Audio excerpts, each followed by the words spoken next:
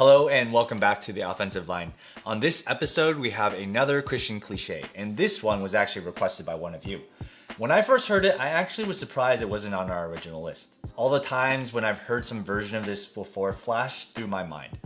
Most of those times were when I was witnessing to someone when they responded with, "God knows my heart." Have you ever heard someone say this before? Let us know in the comment section down below if you have. And while you're doing that, make sure to give us a thumbs up and subscribe to our channel if you haven't. Like Hanson said, this Christian cliche comes up a lot in evangelistic conversations. It's usually said when you tell them something they don't really want to hear. Maybe you're being a good friend to them by pointing out sin in their life. They don't want to hear it, so in response you get this phrase.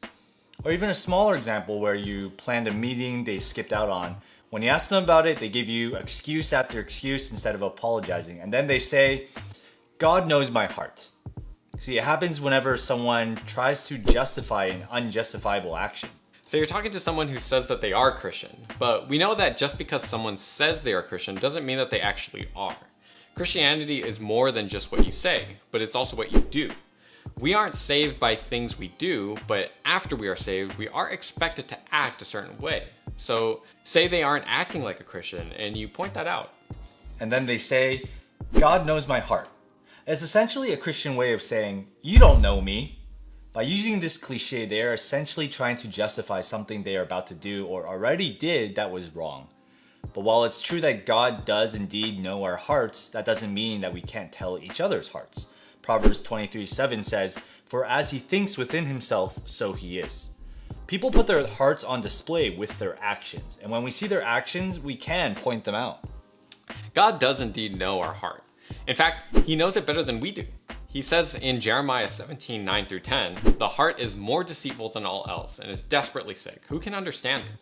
I, the Lord, search the heart. I test the mind, even to give to each man according to his ways, according to the results of his deeds." God sees more than just people's actions. He also sees directly into their heart. He searches the heart and then gives to each individual according to their ways. He looks at the motives of your heart, which is why we need to all make sure that our heart is in the right place at all times. Sometimes people use this phrase in a way where they say to God, "I'm about to sin, so please forgive me ahead of time." But that's not at all how we should think. Do we somehow think we can take advantage of God's mercy?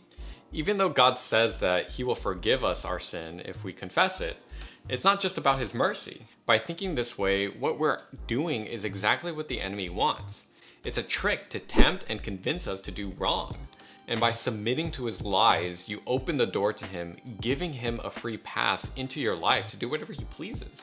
1 Peter 5:8 talks about how the devil is prowling around like a lion, waiting to devour us. He's just waiting for the opportunity to destroy us. And by thinking this way, we are actually helping him. Instead, we are to resist the temptation to sin. Don't lend your ear or time to sin.